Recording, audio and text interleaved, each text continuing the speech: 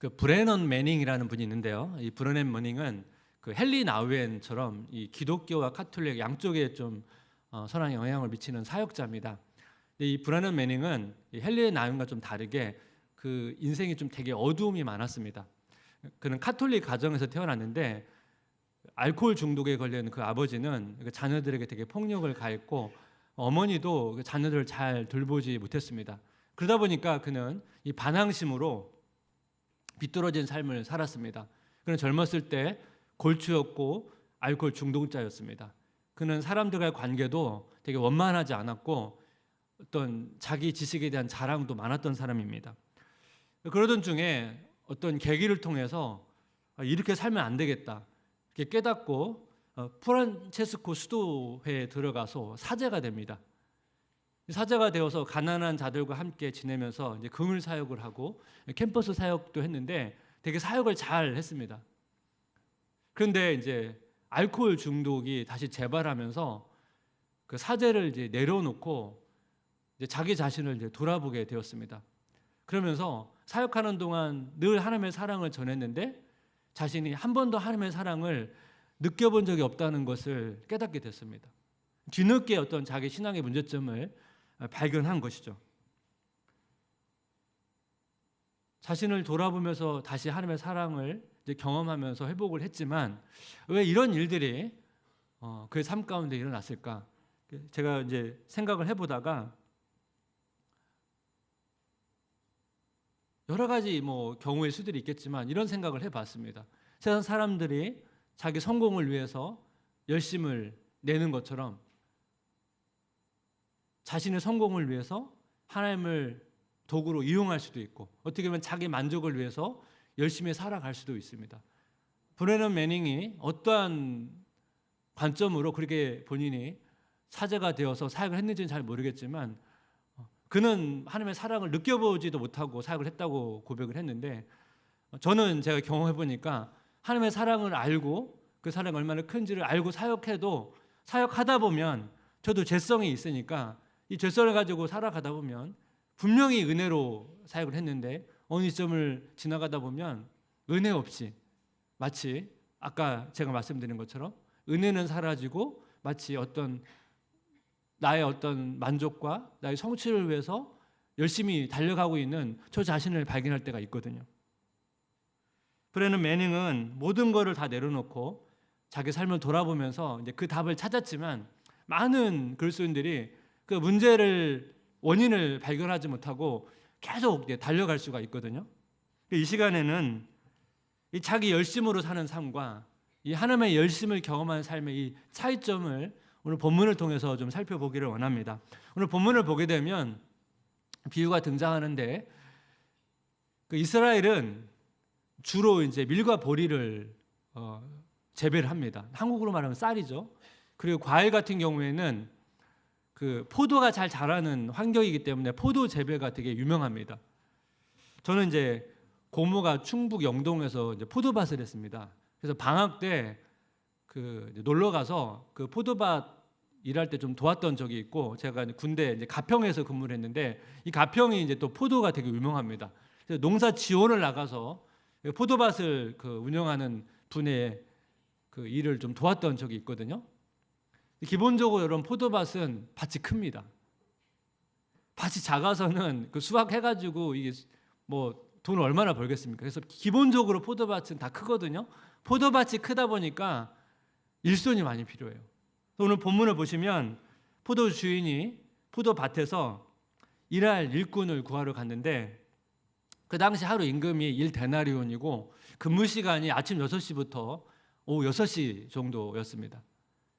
지금은 보통 오전 9시부터 한 오후 6시까지 하죠.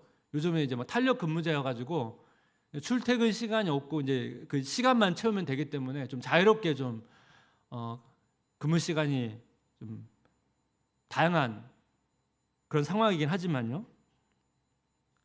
그걸 생각해 보니까 저는 일을 많이 했더라고요. 저 직장 다닐 때 그 회사가 8시에 출근할 때 있고 9시가 출근할 때가 있거든요. 그러면 사실은 이제 출퇴근 시간이 좀 이렇게 왔다 갔다 했는데 퇴근 시간은 늘 밤 9시 반이 제일 빠를 때가 9시 반. 그러니까 저는 거의 12시간에 15시간 정도 일을 했더라고요. 제가 볼 때는 이 일꾼보다 더 많이 일을 했습니다. 어쨌든 지금으로 보면 사실 일을 되게 많이 했죠.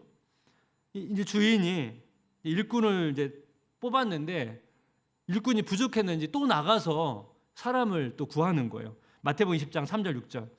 또 제3시에 나가보니 장터에 놀고 서 있는 사람들이 또 있는지라 그대 이르되 너희도 포도는 들어가라. 내가 너에게 상당하게 주리라 하고 그들이 가고 제6시와 제9시에 또 나가 그와 같이 하고 제11시에도 나가보니 서 있는 사람들이 또 있는지라. 여기 보시면 3, 6, 9, 11 유대인 시간이거든요. 한국 시간으로 바꾸려면 6을 더해야 돼요. 그러면 9시, 12시, 오후 3시, 오후 5시입니다. 그러면 마지막에 고용한 사람은 오후 5시거든요. 그럼 1시간 정도 일을 한 거예요. 그런데 이 5시에 온 일꾼에게도 하루 임금을 줬다는 거예요. 이 일로 이제 다른 일꾼들이 이제 불평하는 내용이거든요. 오늘 사실 본문은 이 부자 청년의 스토리와 좀 연결되는 지점이 있습니다. 부자 청년은 어떤 사람이죠? 자기 열심으로 자기 목표를 이루는 사람입니다. 신앙생활도 마찬가지. 자기가 열심히 노력해서 영생을 성취할 수 있다고 생각하는 사람이죠. 어떻게 보면 노력해서 열매를 거두는 그 원리로 살아가는 사람입니다. 사실 여러분 신앙 원리에도 이게 있어요. 우린 기본적으로 내가 추수를 하고 내가 씨를 뿌리고 추수를 거두는 이 원리가 성경적인 원리긴 하지만 우리 삶을 들여다보면 반드시 이렇지는 않습니다. 우리가 수고하지 않았음에도 불구하고 거두는 경우도 있고 우리가 수고했지만 거두지 못하는 경우도 있거든요. 그래서 우리가 너무 이 기계적인 내가 수고한 만큼 거둔다고 하는 이 원리로만 우리 인생을 바라보면 설명이 안 되는 것들이 되게 많다는 거예요. 그리고 다른 사람을 볼 때도 문제가 생기는 거죠. 욥의 친구들처럼 욥이 뭔가 잘못한 것이 있으니까 심판을 받는다는 그 관점을 계속 주장하거든요. 네가 잘했어 봐. 심판을 받니? 네가 뭔가 잘못했으니까 심판을 받지. 그래서 똑같이 원인과 결과 이 원리로서만 자기 인생을 해석하다 보니까 설명할 수 없는 거죠. 그래서 우리 인생 속에서 개입하시는 또 하나님의 은혜 또 하나님의 일하심을 볼 수 없다는 겁니다. 그래서 오늘 비유를 통해서 우리 신앙 삶에서 우리 신앙에서 자기 열심으로 살아가는 삶과 이 하나님의 열심을 경험하는 삶과의 차이점을 본문을 통해 두 가지로 한번 정리해 보면 좋을 텐데 자기 열심이 아닌 하나님의 열심으로 사는 자의 마음 첫 번째는 뭐냐면 비교가 아닌 긍휼의 마음입니다. 비교가 아닌 긍휼의 마음. 포도원 주인이 일꾼을 고용하려고 이제 시장에 나가는데요. 보통은 이 주인이 일꾼을 구하러 나가지 않습니다. 창세기 그 요셉의 스토리를 보게 되면 요셉이 이제 노예로 팔려가서 보디발의 이제 가정 총무, 집안 살림을 맡는 종이 되거든요. 사실은 이런 일을 누가 하겠습니까? 포도원 주인이 하는 게 아니고 포도원 주인의 살림을 맡은 그 종이 이런 일을 하는데 오늘 본문에서 포도원 비유는 하나님을 이제 비유하는 그런 상징하기 때문에 하나님의 마음을 이제 보여주기 위해서 어떻게 보면 주인이 일꾼을 찾으러 나간 것으로 묘사를 하고 있는 것입니다. 이 비유를 보니까 그 주인의 마음을 볼 수가 있는데 마태복음 10장 6절 제11시에도 나가보니 서 있는 사람들이 또 있는지라. 늦은 오후 5시에 여러분 시장에 나갔습니다. 근데 여러분 그 시장까지 그 시간까지 시장에서 소송되는 사람이 있다는 거예요. 그러면 왜 이들은 여기 서 있을까요? 제가 예전에 새벽에 이제 활동을 하다 보니까 그 일꾼을 구하는 시장을 지나간 적이 있는데 새벽에 이제 일꾼들이 이렇게 모여 있고 이제 그 봉고차가 오면 뭐 여러 가지 자기 이런 일이 필요하면 거기에 맞는 사람들 봉고차를 태우고 이렇게 가요. 계속 가다 보면 남는 사람들이 있거든요. 그러면 그 사람은 그날 자기가 이제 일이 없는 거죠. 그럼 이분들은 주로 어떻게 할까요? 집에 가겠죠. 일이 없으니까. 근데 오늘 비유를 보게 되면 그 시간까지 소용되는 사람도 있었다는 거예요. 왜요? 자기를 고용해주는 사람들이 없기 때문에. 그러면 여기 있는 사람들 가운데는 여러 사람들이 있겠죠. 다 각자 이유가 있겠지만, 근데 오늘 본문에 보면 그 사람들의 다 상황을 우리가 다 자세히 알지는 못하지만, 생각해 보면 여러분 사실 거의 이제 그 시간이면 거의 이제 사람이 없고 이제 집에 가야 될 시간인데, 그곳에 머물렀다는 것은 그 사람 중에는 뭐예요? 절박한 사람, 하루라도 그 한 시간이라도 일을 해서 돈을 벌어야 되는 사람도 있다는 거예요.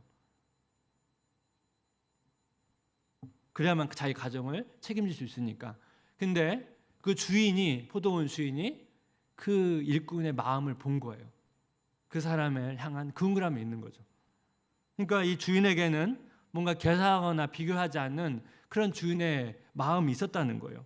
여러분 오해하지 말아야 되겠는데, 하나님은 정의를 되게 중요하게 생각합니다. 하나님은. 그래서 뭔가 불공평하거나 불합리함을 싫어하세요. 근데 여러분 이런 관점에서 오늘 이 상황을 보게 되면 5시에 온 사람한테 하루 임금을 준 것은 사실 공정하지는 않습니다. 근데 여러분 이걸 어떻게 이해해야 될까요? 여러분 하나님의 나라는 정의로운 나라입니다. 하지만 이 하나님의 나라는 긍휼 위에 정의가 세워집니다. 긍휼 위에 정의. 그래서 이 정의와 긍휼이 균형을 이루어야 된다는 거예요. 일찍 어떻게 보면 일을 시작한 일꾼들은 자기에 합당한 임금을 받았어요. 그런데 이 5시에 일하러 온 사람 때문에 뭐예요? 불합리하다고 느낀 거예요. 그렇다면 여러분 이 일꾼들의 문제점은 뭡니까? 이 일꾼들은 주인이 보았던 그 긍휼함이 없었다는 거예요. 근데 여러분 이 내용이 사실은 이게 비유잖아요. 이 앞에 19장에 있었던 사건과 연결이 좀 됩니다. 이 앞에서 무슨 일이 있냐면, 사람들이 어린 아이들을 데리고 예수님께 왔습니다. 예수님께 안수를 받고자. 그랬을 때 여러분 제자들의 반응을 보십시오. 마태복음 19장 13절 14절 한번 같이 읽어보겠습니다. 그때 사람들이 예수께서 안수하고 기도해 주심을 바라고 어린아이들을 데리고 오매 제자들이 꾸짖거늘 예수께서 이르시되 어린아이들을 용납하고 내게 오는 것을 금하지 말라. 천국이 이런 사람의 것이니라 하시고. 제자들이 어린아이를 데려오는 사람들 향해 꾸짖었습니다. 근데 여러분 이 단어가 어떤 의미를 가지고 있냐면, 위협을 가하면서 행하는 행동을 표현할 때 이 단어를 씁니다. 그러니까 지금 제자들이 어떻게 보면 위협을 가하면서 예수님께 오지 말라는 그런 뉘앙스로 지금 사람들을 향해서 꾸짖었다는 거예요. 그렇다면 여러분 이 꾸짖다는 의미 안에는 어떤 의미가 내포되어 있을까요? 그 당시 여러분 아이들이 사실은 존재감이 없는 존재거든요. 그러니까 그런 의미로 본다면 감히 예수님께 이 보잘것없는 애들을 데리고 와, 이런 의미도 있고, 또 다른 의미도 하나 있습니다. 감히 나의 허락도 없이 예수님께 가, 이런 의미도 있어요. 이건 무슨 의미일까요? 여러분 그 당시 외부 사람이 어떤 주인을 만나려면 기본적으로 중간 종을 통과해야 됩니다.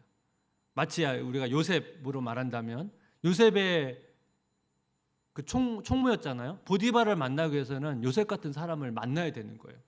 근데 만약 그 주인이 권력이 크면 클수록 당연히 그 종의 권력도 세집니다. 그러면 여러분 그 주인을 만나려면 그 종에게 때로는 청탁을 하거나 때로는 뭔가를 해서 허락을 받아야만 주인을 만날 수 있는 거죠. 그러니까 여러분 이 제자들 안에 이미 내가 예수님의 제자라고 하는 그 권력, 그것이 있는 거죠. 그러면서 지금 사람들을 차별하면서 대하고 있다는 것을 볼 수가 있는 것이죠. 그렇다면 이 제자들의 마음과 예수의 마음이 어떤 차이가 있습니까? 예수님은 어린아이를 데려오는 사람들의 향한 긍휼함을 보았고, 제자들은 뭐예요? 그 긍휼함을 보지 못했다는 거예요. 그래서 여러분 이 사건과 오늘 본문의 비유는 연결이 된다고 볼 수가 있습니다. 소설가 마가렛 미첼이라고 그 남북 전쟁을 배경으로 한 바람과 함께 사라지다라는 소설을 썼는데요. 이 소설가가 이제 소설을 반 정도 쓰고 났을 때 그 당시 이제 남북 전쟁을 배경으로 한 소설들이 있었을 텐데 그 소설을 아마 읽었던 것 같습니다. 그 소설을 읽고 나니까 자기 소설이 너무나 이제 초라해가지고 소설을 중단하고 6개월 동안 그 원고를 장롱 속에 처박아 뒀다는 거예요. 우리가 누군가 비교를 할 수 있습니다. 내가 원하든 원하지 않든 비교하기도 하고 비교당하기도 하는데 그럴 때마다 우리가 비교를 통해서 어떤 측면에서는 다른 사람의 좋은 것을 보면 본받기도 하고 그럴 수도 있지 않습니까?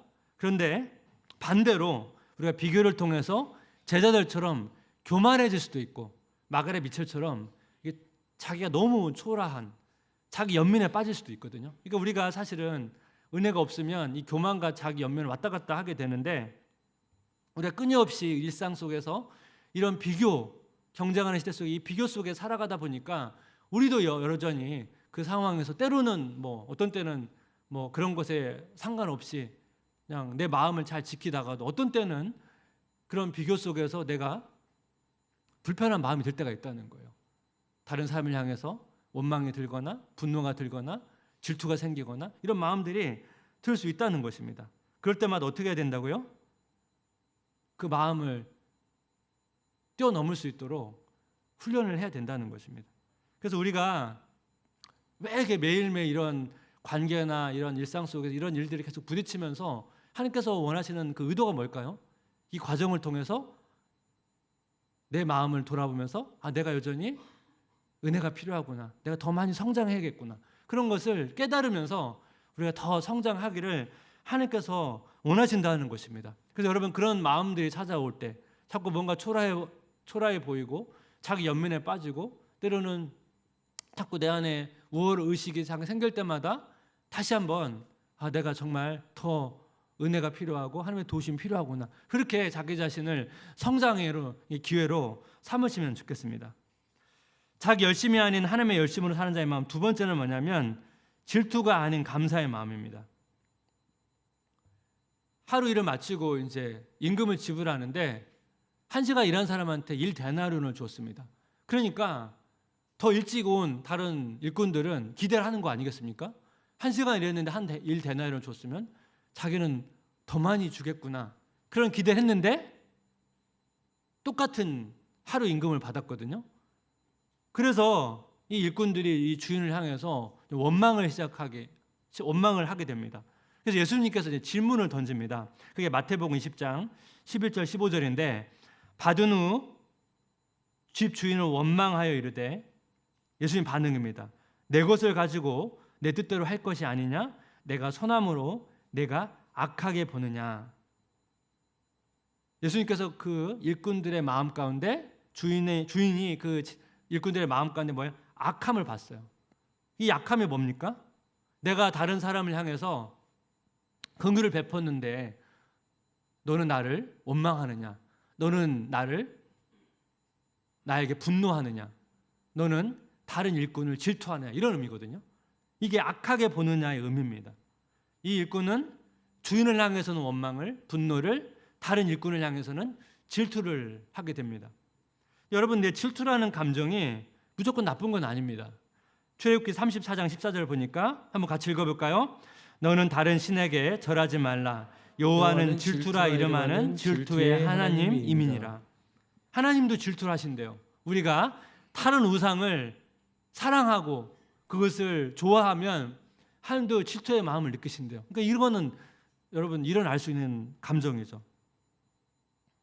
그 노르웨이를 대표하는 그 유명한 화가 뭉크라는 사람이 있습니다. 뭉크의 대표적인 작품이 절규입니다. 절규. 여러분 이 작품을 아마 한 번쯤 보셨을 거예요. 근데 이 뭉크의 또 다른 작품 중에 질투라는 작품이 있거든요. 이 질투라는 작품도 여러 개가 있는데 이제 그 중에 한 작품을 한번 보겠습니다.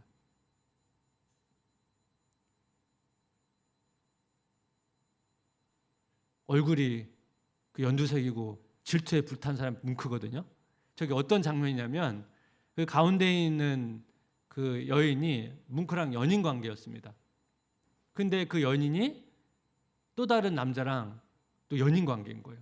그래서 이 뭉크가 이 질투 때문에 불타는 그 질투의 마음을 이제 그림으로 이렇게 묘사를 했는데, 이 그림에는 그 뒷이야기가 좀 있습니다. 뭉크가 연인 관계였던 이 여인이 자유연애를 했던 사람이에요. 자유연애. 그래서 이 당시에 이 연인이 뭉크를 포함해서 세 남자랑 연인 관계였다는 거예요. 뭉크가 이제 결혼을 안 했거든요. 근데 뭉크가 왜 이 자유연애를 하는 연인과 사귀었는지는 이해가 되진 않지만 어쨌든 자기가 좋아하니까 그런 관계를 맺었겠죠. 근데 여러분 뭐 이 삼각관계도 아니고 사각관계거든요. 사각관계니까 여러분 그 관계 속에서 얼마나 여러분 그 마음이 힘들겠습니까? 연인 관계에 있는 누군가 사랑하는 사람이 또 다른 누군가를 사랑하고 있다면 그 질투의 마음이 생기는 것은 당연하죠.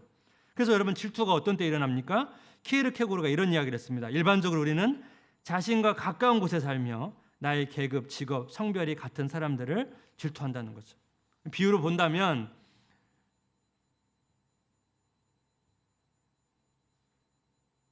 일꾼들이 1시간 일한 사람을 질투하는 거죠.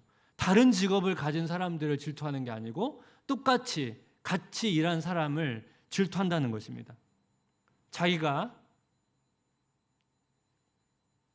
같이 일했지만 1시간밖에 일하지 않은 사람이 똑같은 임금을 받았기 때문에 질투를 한다는 거예요.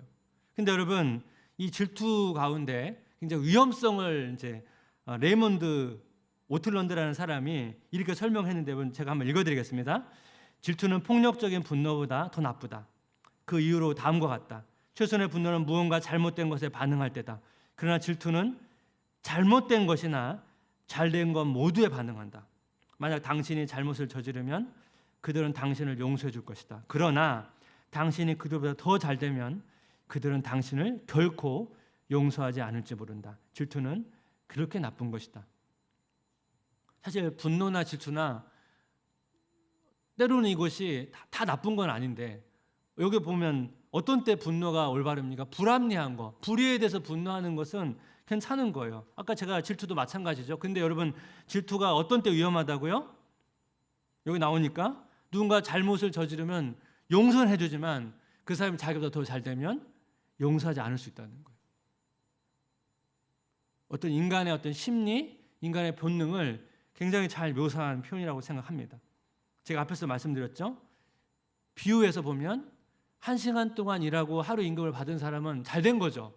왜냐하면 1시간 일함을 통해서 어떻게 보면 뭐 상황은 자세히 알 수 없지만 그 가족을 만약에 부양할 수도 있지 않습니까?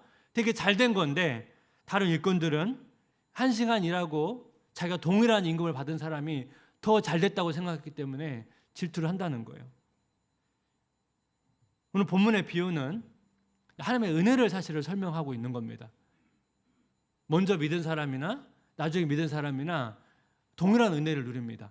하나님은 차별하지 않습니다. 그런데 여러분 이 비유가 우리가 장차 하나님 앞에 갔을 때 이 땅에서 얼마나 수고했는지 상관없이 똑같은 상급을 보상을 받는다, 그거를 말하는 건 아니에요. 우리가 이 땅에서 어떠한 삶을 살았든지 간에 우리는 이미 그 이상의 충분한 비교할 수 없을 정도의 은혜와 보상을 얻게 될 것입니다. 이것은 하나님의 차별 없는 은혜에 대한 강조지, 제가 앞에서 말씀드린 것처럼 수고하나 수고하지 않아 다 똑같다, 그 얘기를 이야기하고 있는 것은 아니라는 거예요. 그러니까 포도원의 일꾼이 가져야 될 마음은 주인을 향한 원망이나 다른 일꾼을 향한 질투가 아니라 자기에게 주어진 삶에 대한 감사가 필요하다는 거죠. 여러분 이러한 질투할 수밖에 없는 상황 가운데 감사했던 인물이 있습니다. 사도 바울인데 빌립보서 1장 14절 18절을 보면 형제 중 다수가 나의 매임으로 말미암아 주 안에서 신뢰함으로 겁없이 하나님의 말씀을 더욱 담대히 전하게 되었느니라. 어떤 이들은 투교와 분쟁으로, 어떤 이들은 착한 뜻으로 그리스도를 전파하나니 이들은 내가 복음을 변증하기 위하여 세우심을 받은 줄 알고 사랑으로 하나 그들은 나의 매임에 괴로움을 더하게 할 줄로 생각하여 순수하지 못하게 다툼으로 그리스도를 전파하느니라. 그러면 무엇이냐? 거칠애로 하나 참으로 하나 무슨 방도로 하든지 전파되는 것은 그리스도니 이로써 나는 기뻐하고 또한 기뻐하리라. 이 본문에 대한 좀 배경이 있는데요. 사도 바울이 사역자로서 많은 교회도 세우고 많은 열매를 거뒀습니다. 하지만 바울의 어떤 사역의 스타일이 워낙 그 당시 파격적이었기 때문에 바울의 어떤 사역 방식이나 가르침에 대해서 반대했던 사람들도 있었습니다. 글쓴 중에서. 그러다 보니까 바울이 감옥에 갇히니까 아마 바울에 대한 부정적인 얘기를 했을 겁니다. 특히 여러분, 감옥에 갇힌다는 것은 어떻게 보면 로마 시대에서는 수치거든요. 여러분, 감옥에 갇히는 건 여러분 수치지 않습니까? 사역자가 감옥에 갇힌다. 그게 여러분 되게 자연스럽게 받을 수 있는 상황입니까? 그러다 보니까 이 바울을 향해서 되게 부정적인 이야기를 흘리거나 바울을 반대했던 사람들은 얼마나 또 좋은 기회입니까? 그런 상황도 있었다는 거예요. 근데 바울이 사실 인간적으로 얼마나 여러분 속상한 일입니까? 그런데 바울이 어떻게 해요? 기뻐하고 감사한다는 거예요. 왜요? 예수님을 증거할 수 있으니까. 그들도 사역자니까 그들도 복음을 전하지 않았겠습니까? 그것만으로도 자기는 감사할 수 있다는 거예요. 그러니까 그들의 행동이 옳다는 게 아니에요. 그들의 행동이 잘못됐지만 어쨌든 자기의 상황 때문에 그들이 열심을 내서 복음을 전할 수 있으니 그 일로 나는 기뻐하고 감사할 수 있다는 거죠. 질투를 뛰어넘을 수 있는 그런 모습을 바울이 갖게 됐다는 겁니다. 이번에 지금 올림픽이 진행되고 있는데 올림픽이라는 건 스포츠 경쟁이잖아요. 승자와 패자가 있는데 그 신유빈 선수의 기사를 제가 읽고 되게 감동이 됐는데 그 탁구 이제 동메달 결정전이 있었습니다. 일본 선수랑 이제 하게 되는데 일본 선수가 이제 신유빈 선수보다 세계 랭킹도 더 높고 지금까지 4번 정도 경기했는데 일본 선수가 4번 다 이겼대요. 그 신유빈 선수가 이번 올림픽 때 얼마나 이기고 싶었겠습니까? 메달을 얼마나 따고 싶었겠습니까? 또 일본 선수니까 얼마나 이기고 싶었겠습니까? 근데 결과적으로 졌어요. 졌거든요. 그래서 메달을 못 땄는데 신유빈 선수가 시합 끝나고 나서 일본 선수에게 찾아가서 축하를 하고 격려를 해줬다는 거예요. 그래서 그 사진을 이렇게 봤는데 그래서 일본 언론에서도 신유빈 선수의 인성에 대해서 칭찬하고 그런 제가 기사를 제가 읽었습니다. 어떻게 보면 질투를 느낄 수 있고 사실 속마음은 잘 모르죠. 속마음은 모르지만 어쨌든 그 승패를 자기가 인정하고 가서 축하하고 격려해주는 그런 모습을 보였다는 것입니다. 사실 우리가 치열한 경쟁의 시대를 살아가고 있습니다.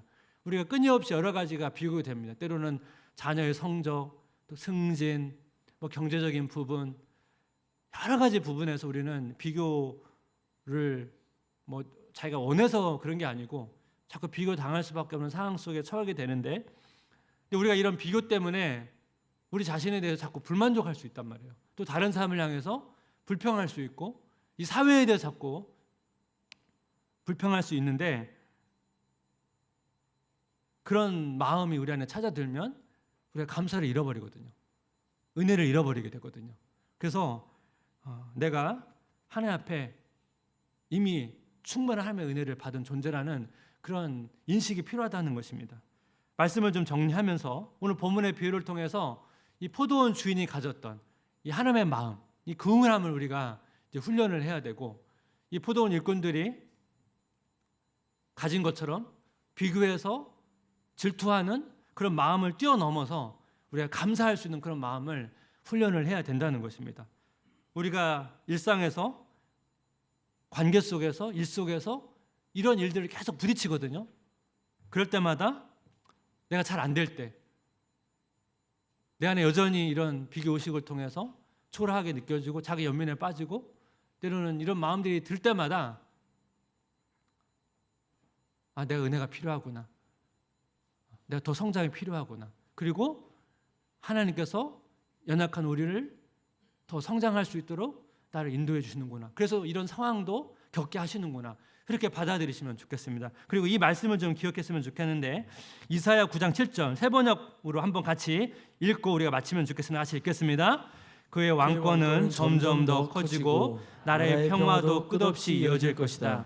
그가 다윗의 보좌와 왕국 위에 앉아서 이제부터 영원히 공평과 정의로 그 나라를 굳게 세울 것이다.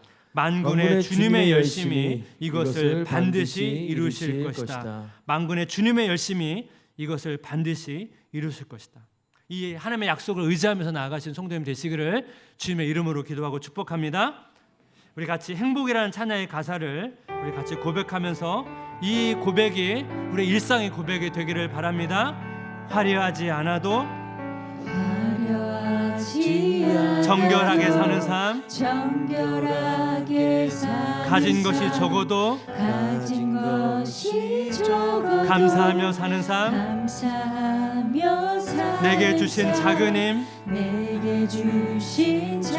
나눠주며 사는 삶, 이것이 나의 삶의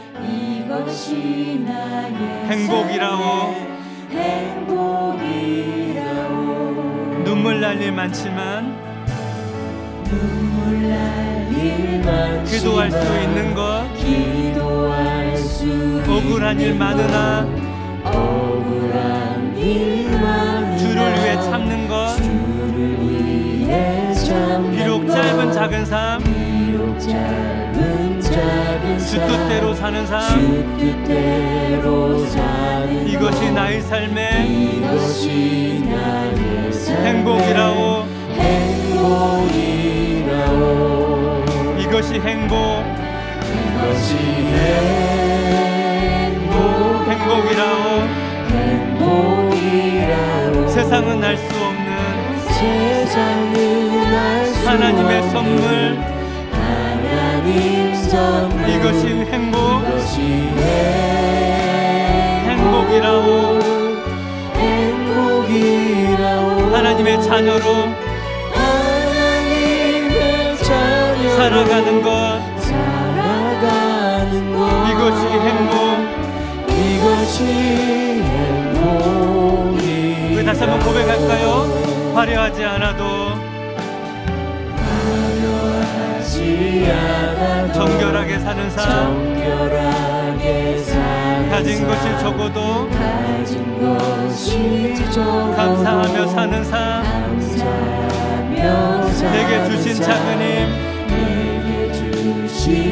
나눠주며 사는 삶, 이것이 나의 삶의 행복이라오. 눈물 날 일 많지만 기도할 수 있는 것, 억울한 일 많으나 주를 위해 참는 것, 비록 짧은 작은 삶, 주 뜻대로 사는 것, 이것이 나의 삶의 행복이라오. 이것이 행복,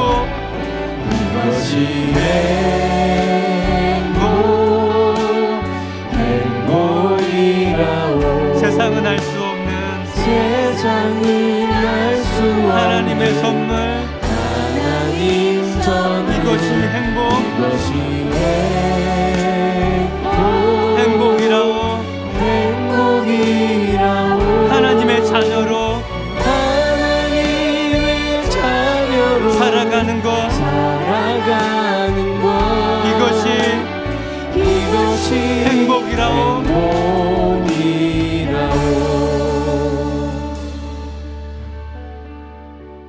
이 시간 같이 기도할 때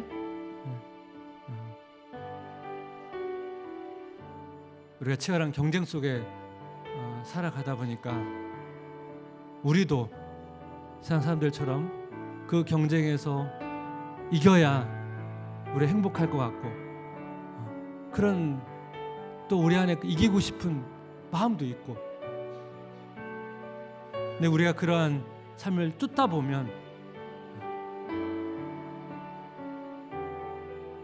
우리 안에 여러 가지 육신의 열매, 질투나 불평이나 분노로부터 우리가 자유할 수 없거든요.